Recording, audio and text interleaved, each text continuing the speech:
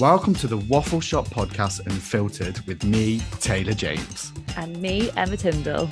This is the podcast where we delve into the weird and wonderful, where no concept, conspiracy theory, or conversation is off limits.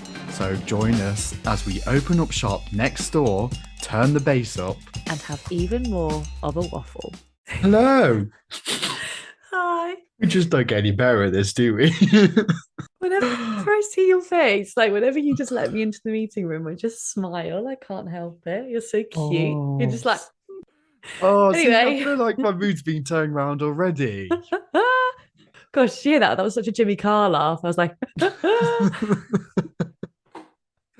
Oh, do you know what though? I love how we start these recordings and literally we're both just like, yeah, here we are again. Here we go, round 13.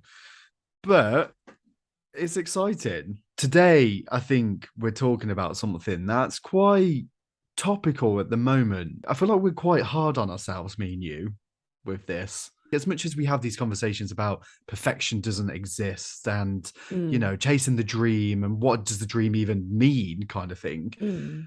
Whereas today we're talking about imperfections. And I think this is why I'm in a bit of a funk, because I'm just like, I feel like I'm chasing something that doesn't really exist. And then when I get to a certain point, I'm like, well, quite clearly something's not quite fulfilling me at the moment. I don't really know what's going on. Oh, bless you. No, I think we do. Do you think you're a perfectionist? Yeah. And I think I put a lot of pressure on myself to kind of play a certain character that doesn't kind of allow himself to fail. Whereas deep down, I'm kind of like a duck. Where, like when you look at a duck, they're all like calm and collected, like cool duck. But then underneath, like they're absolutely like scrambling to stay afloat. I feel like that's the vibe I've got at the moment. And it's like, it's a topical conversation because I'm just like, things don't have to be perfect. Things are going to go wrong. You should be like embracing the imperfections, enjoy the bumps in the road. I'm glad you brought it up because I'm going to go really geeky and English literature on you now, right? But yes. I remember studying this and Aristotle, good old Aristotle, he thought of perfection as potential being fully realized and expressed. And I think that is the perfect way to describe perfection because it attributes the value of perfect to yourself and yourself only. Whereas society dictates perfection as something being, you know, without fault or complete, or that, you know, you've got no flaws or defects or anything. Whereas Aristotle was like, you're perfect when you're fully expressing who you are and like realizing yourself. And I just think like we've lost that meaning of perfection. This is going to be a soppy episode, isn't it? Oh God. I hate this. We went from kinky vibrator stories last week to life fulfilling and wholesomeness. Okay, guys, it's time for Is It Sad or Is It Sweet? Taylor, do you have a story for me this week? Yes, I do. And this is something that I feel like quite a lot of people do, but they might not admit to this. But obviously, we talk about music quite a lot on the show. And someone asked me, I don't know why we were talking about this. I think they were typing it into a text message. But someone asked me how to spell glamorous. And guess how I know how to spell glamorous, Emma? GLAMOROUS.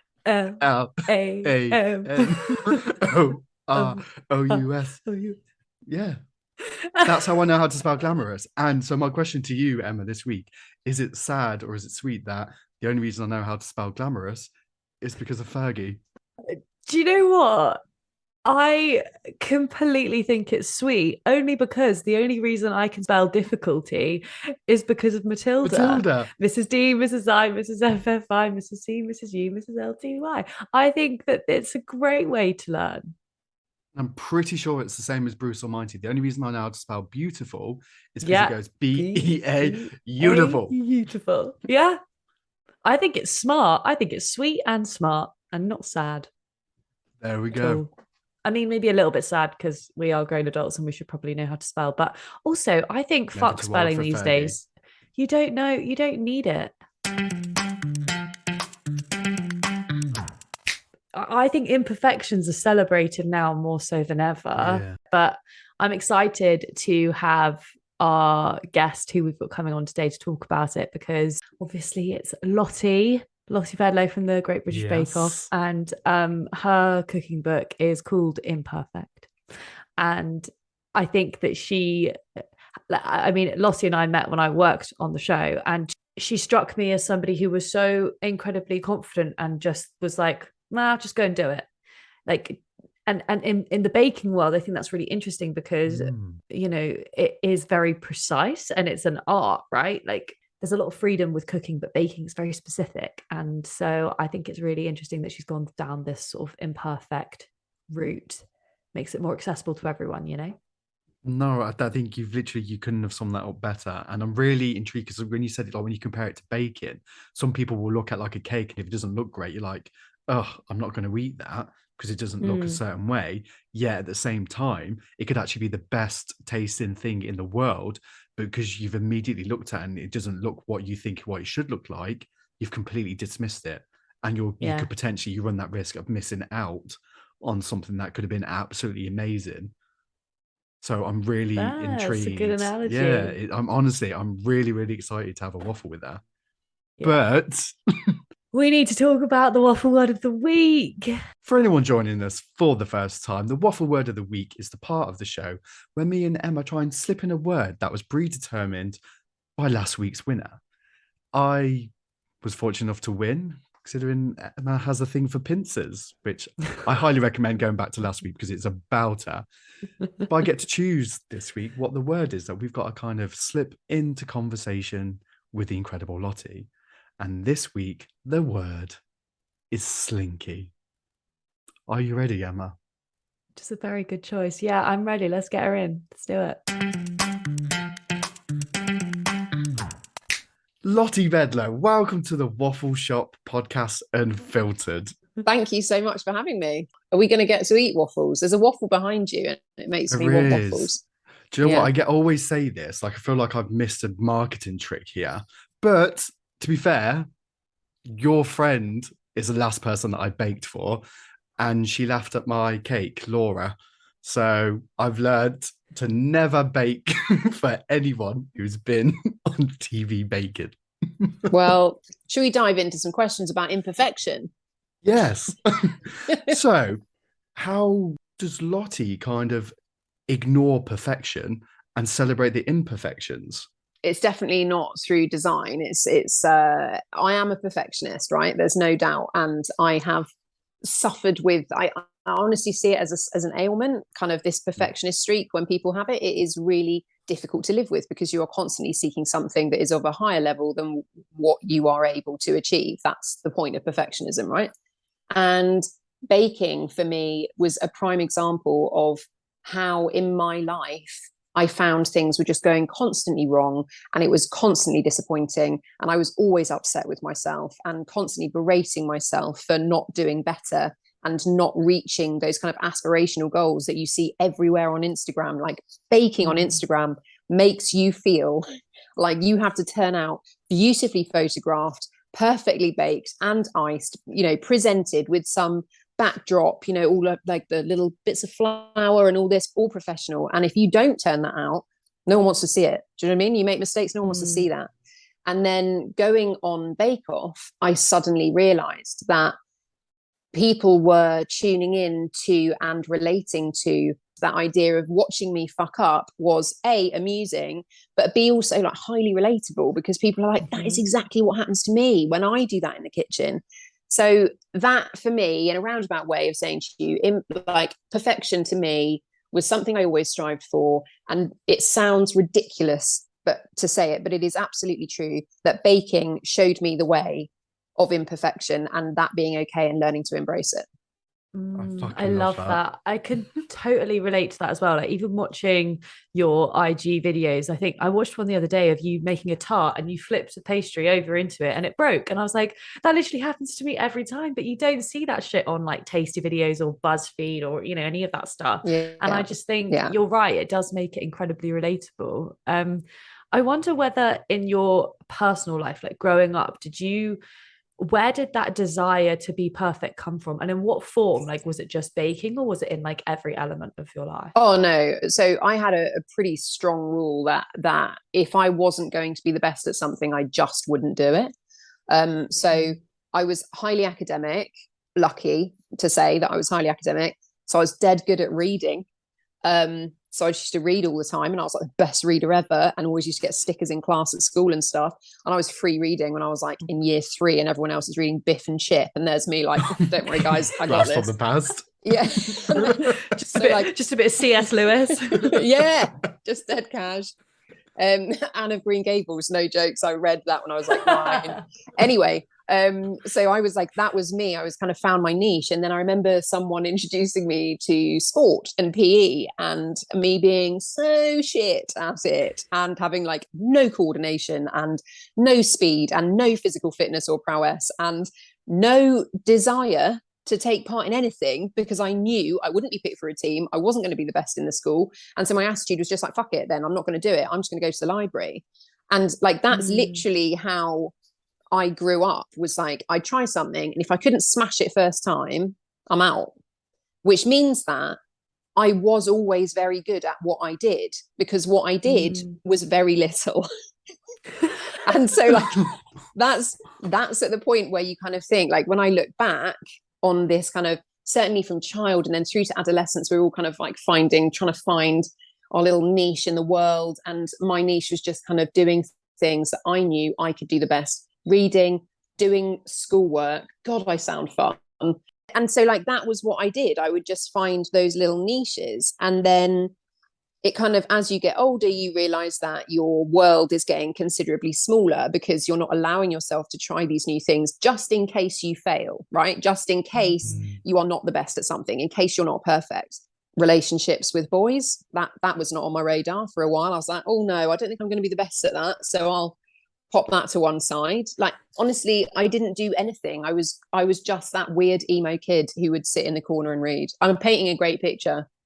I mean, but do you know what's really interesting? And I don't know whether, Lottie, you can have this as a bit of advice, but it's something I was very, very similar to yourself in that respect, where I would try something like, not going to be the best at that, I'm going to give up. Whereas I compare quite a lot of my life now to like a slinky. So, you know, when you have a slinky, you push it down the stairs and it gets to a certain point. And if you haven't got the perfect stairs, the slinky will stop. You're blaming the stairs. I'm blaming the stairs. Whereas sometimes you need is just that extra little bit of a nudge and it'll carry on. Yeah, I get that. I live my life like that, like a What if there's a bend in the stairs? What if there's a bend in the stairs? What if you live in a bungalow? Yeah, where's the slinky supposed to go? The analogy's fucked, Taylor, not going to lie. No, shoeboxes. There's always a way. Never give up. Never give up. Okay. Positive. Yeah, I get that. No, and other positive shit. I completely get that. And that is how I genuinely feel like the baking thing kind of gave me that lesson, that kind of push yourself, allow yourself to fail, learn from your mistakes, but don't keep thinking about the end goal. Think about the process and enjoying that process. And stop trying to worry about this perfection at the end or this potential need for perfection at the end. So through the lens of, God, I sound ridiculous, like I've written this on a fridge magnet, but it is actually the truth. Like through the lens of baking, I have realized that I don't need to strive for perfection. It's a hiding to nothing. It's a perfect analogy though, isn't it? Because we literally saying it, and I think I picked it up from like when we were doing like our research into like your new book and like the stuff that you've kind of obviously said in like previous interviews was about, you can look at a cake and be like, oh my God, that looks the most beautiful thing in the whole wide world because it looks perfect. Yeah. If someone who's put the same amount of hours in, whose one hasn't turned out quite as perfect, but it could be taste so much better. Yet you're immediately going to stop yourself from potentially tasting or doing the thing that actually you could be the best thing for you, just on this kind of false idea of what perfect is. That's genuinely where the idea for the book came from. I love it. And I'm not saying that there's like this really deep ethos to the book. Ultimately, it's 80 recipes in a recipe book. It'll to help you to make stuff that tastes good. But behind the reasoning for it is exactly that, and kind of taking those risks, being open enough to take the risk of potential failure and enjoying the process along the way. And with baking, enjoy the process is super important because you can have a right laugh with it. I do. I'm constantly fucking up and I find myself hilarious.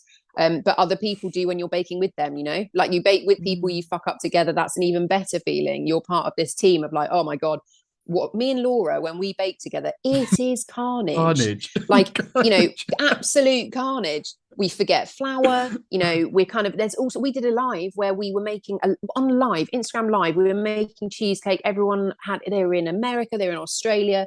And we for realization live with like hundreds of people watching. And I was like, guys, I'm really sorry, but we just haven't put the flour in this bake. And like me and Laura looked at each other. Everyone in the comments start kicking off like, oh my God, fuck, what are we going to do? Oh my God, it was in the oven at this point. So it's like, oh my God, what are we going to do? What are we going to do? Right now. And like, I literally just had to say, listen, we're all in this together. That's the thing. We've had a right laugh doing it. And who fucking knows what's going to come out of the oven? But we are totally all in this together. We will just take it out of the oven when it's ready and we will taste it. And we will say, do you know what? It could have tasted better if there was flour in it. The texture's a little off. But we had a laugh doing it, and we've been talking to each other for an hour, and what a great crack!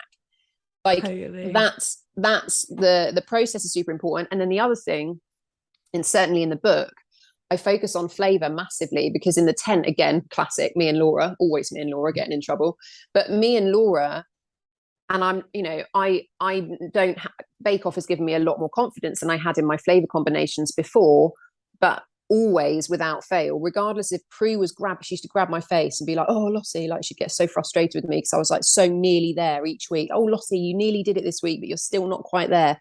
Or like Paul going, Lottie, can you just try harder next week?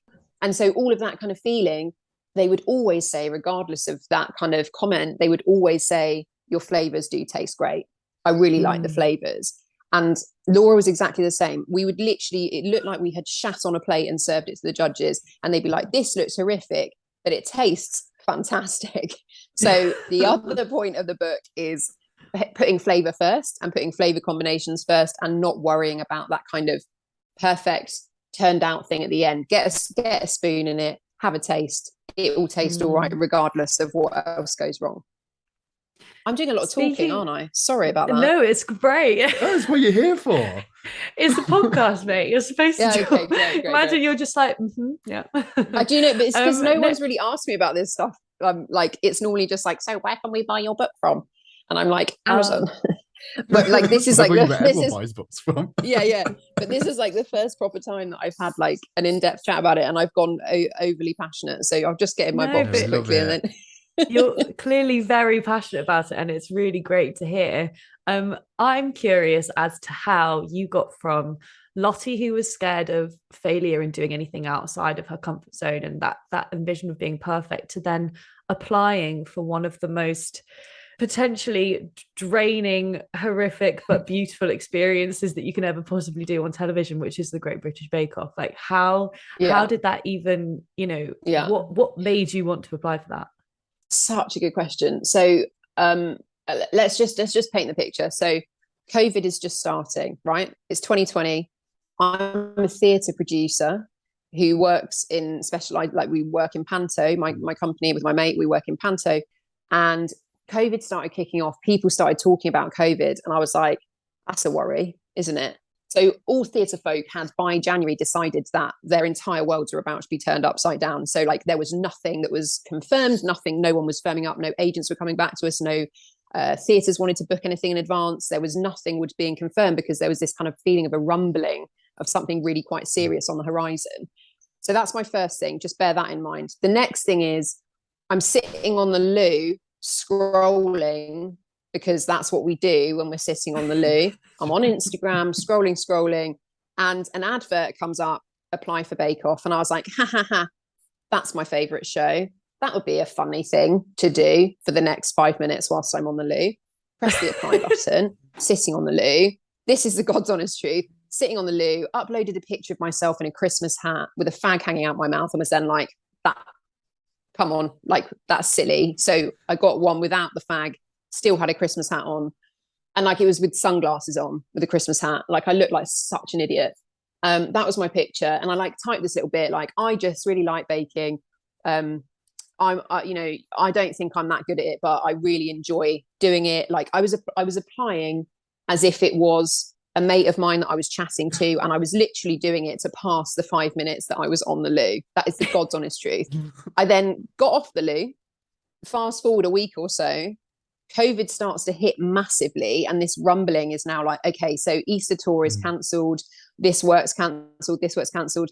And I'm like, well, let me just have a look at that application form again. What do they want from me? So it's like, okay, they want to see bread. I'm like, okay, I've never baked a loaf of bread before. I should probably do that just for my own baking learning. Let's teach myself to bake a loaf of bread. Did that, sent a photo, added it to my application. We'd like to see you make something full puff, so something like this, whatever. There was like the next thing. I'm like, oh yeah, okay. So I think I've made rough puff, but I've never made full. I'll give it a go. Give it a go. Something to do, isn't it? It's just something to do. Yeah. Made that, took a photo, and that is literally how my application happened. Was that it was just kind of finding stuff to do in this really scary kind of COVID sitting on my shoulder and boredom and going for it. And the last thing to say is that any perfectionist out there, any perfectionist, any true perfectionist who has lived with it all their life, is looking for opportunities to prove themselves, to reach that level, right? And I try and turn that off on a daily basis. So there's this voice going, don't apply for it, if don't do this unless you're going to win. But then if I think that there's even a small chance that I might win, that there's something up there for me to reach, that's like something to push myself and a challenge, I want to do it to see if I can get that feeling of, yeah, smash that, and that's really good. So that's the kind of, that's what you have in that perfectionist personality. It's like you want that affirmation, but you also want to be able to say, well, I didn't want that anyway, so I didn't even try. And that's what the application form was about to me. It's like, well, I'm kind of just doing it a little bit off the cuff, so like whatever, like if they don't get back to me, I haven't really tried, so it's fine. And then it all got very out of hand, and I ended up on the show. The end. Incredible. I love this. I'm literally hanging on to every word, thinking, yeah, but I can relate that to that part of my life. That I can relate that to the. There's one thing that I have got to ask you though, and to take inspiration from one of the recipes in your book. Are you glad you risked it for a chocolate biscuit? Yeah, I really am. And I am very risk averse because of reasons previously discussed, right? But yeah, that chapter, risk it for a biscuit, is the name of the biscuit chapter for that exact reason. The whole idea is that kind of, go on, take a risk, bake a biscuit, choose a biscuit out of this chapter that you think, well, I'm a little bit scared by that, and I bet mine doesn't look like that. Just take a risk, do it, see what turns out, learn from it, enjoy the process, have a laugh. And that again, you're absolutely right in that I took a risk with my biscuit. And that's what I want people to see. People who are new bakers, people who are bakers but nervous. There are so many nervous bakers because baking seems to attract people like me and like so many other bakers, including the ones in the tent, including people that I've met after Bake Off who have been in the tent. We are an anxious bunch. I don't know why baking attracts us. It's something to kind of keep our minds active. It's something that we can use our hands for. There are just so many people using baking for that.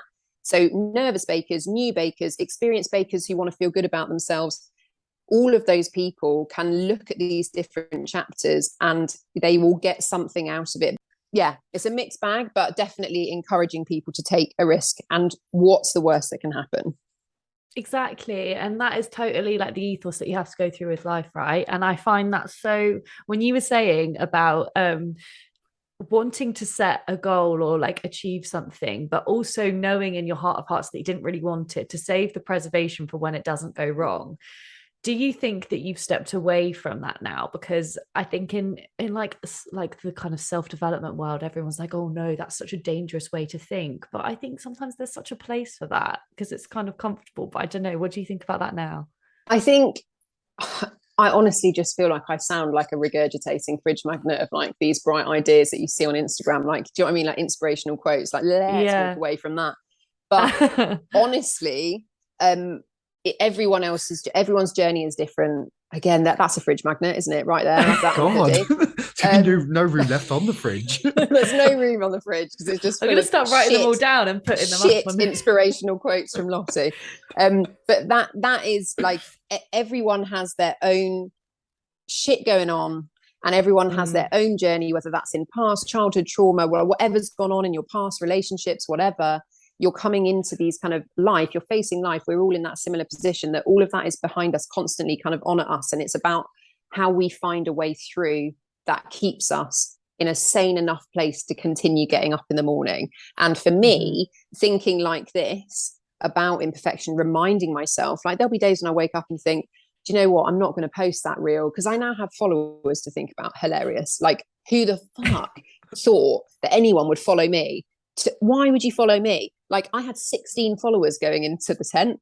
Like, that is a whole new world for me. And yet there are people who I want to please. I want to make them happy. I want to give them content. I want to show them stuff that they maybe don't know on baking. I want to make them feel like they can risk it for a biscuit.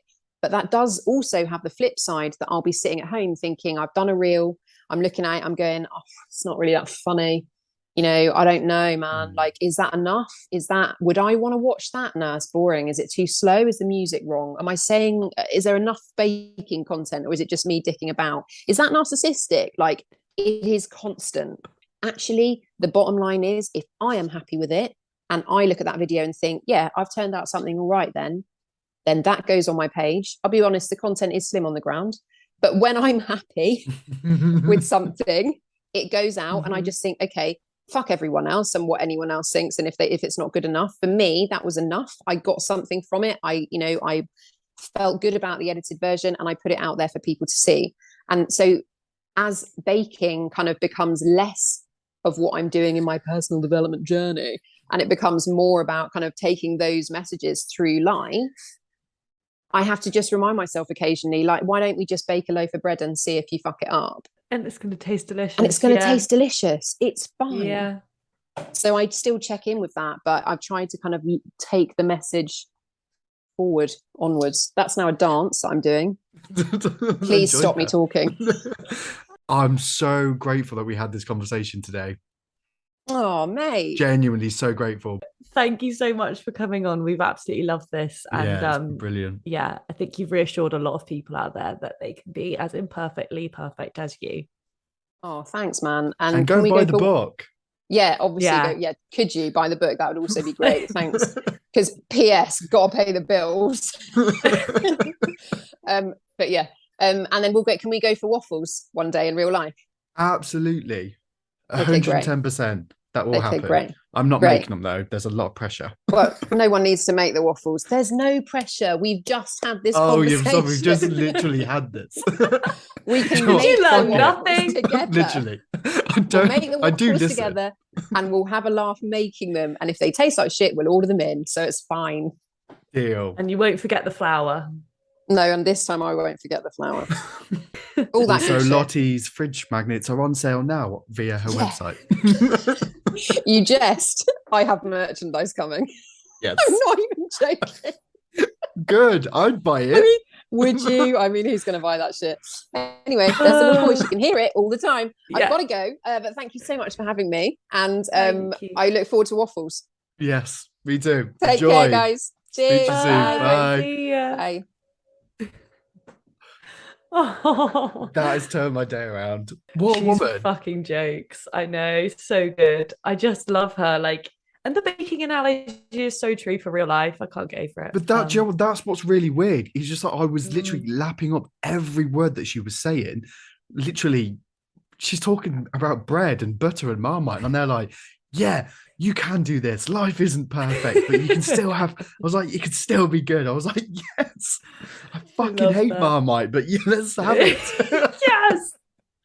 Speaking of good analogies, I just want to say, well done. Well done. It was beautiful, wasn't it? I'm very, very proud.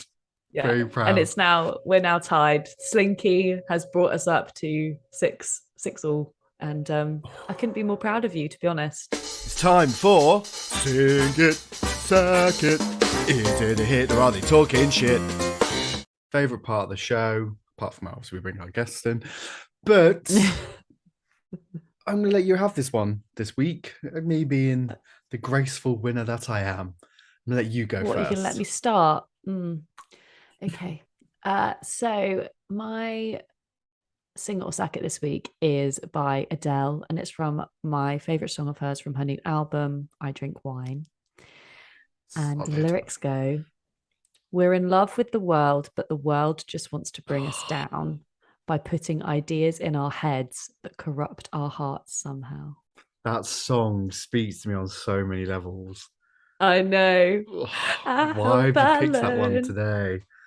I mean, even the chorus is like, I hope I learn to get over myself and stop trying to be somebody else. Like, oh, that woman. But anyway, I thought that specific verse, we're in love with the world, but the world just wants to bring us down by putting ideas in our heads that corrupt our hearts somehow. And I think that I will sing it because I think the world does want to bring us down a lot of the time because it shows us everything that we can't have. And speaking about perfection, we can want something with our hearts so badly, but the world tells us we can't have it sometimes. And I think that we would do a lot better off if maybe we ignored those reasonings, you know? No, I completely agree. And I think everything's obtainable with the kind of like the right attitude and the right heart kind of thing. I know it sounds so cheesy, but I love the song, but I might sack it. I haven't sacked one for a while. Go on. I think I might sack it because I think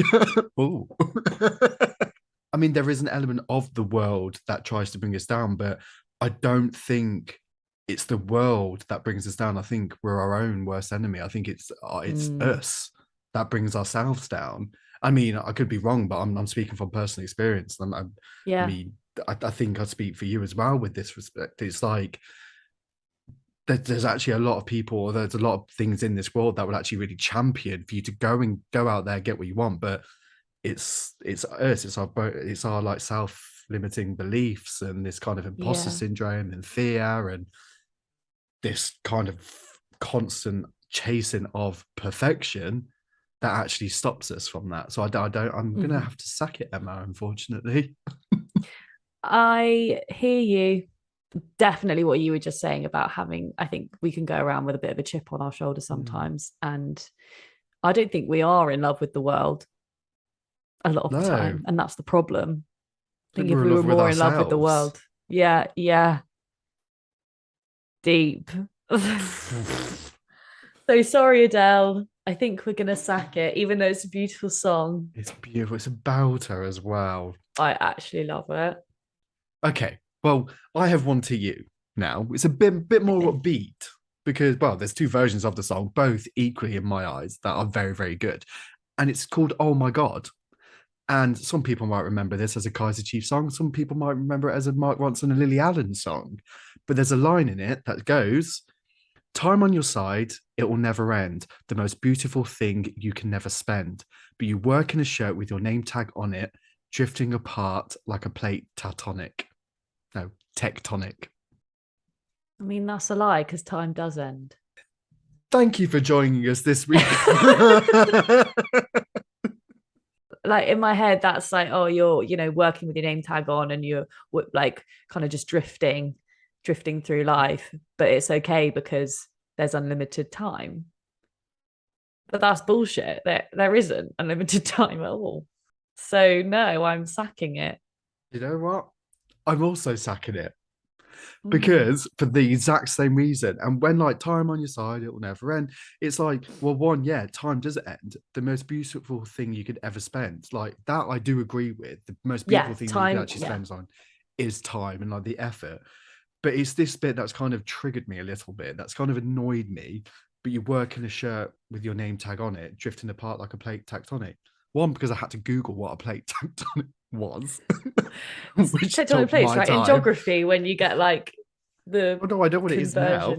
Oh, right. Sorry. It causes tsunamis and things as well. Yeah, and earthquakes. Nice. Did you not do your geography GCSE? No, I did history. I could tell you all sorts about Robin Hood. That makes sense.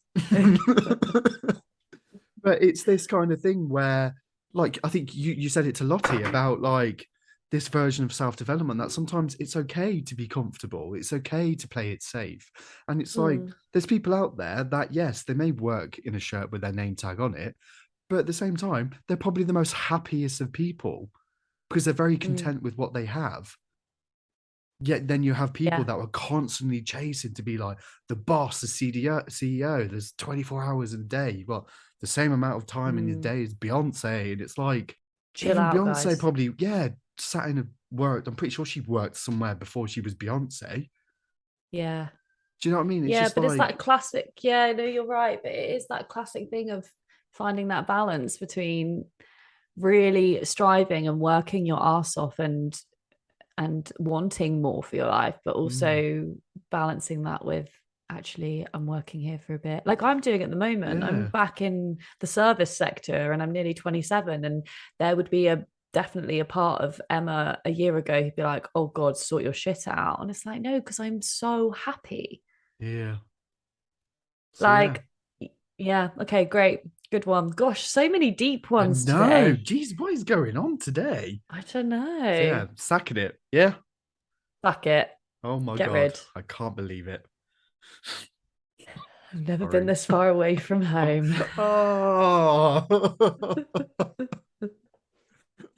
Well, guys, thank you so much for tuning into another episode. We've had a good load of fun, haven't we, Taylor? Yeah, sorry about it being so deep, but the feels were out today. But after the conversation with Lottie, I feel all empowered now. Totally. And as the winner of our waffle word of the week, what is next week's going to be?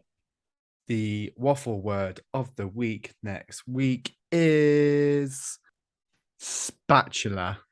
Okay, I'm on board with spatula. Love a good spatula. I have a favorite spatula.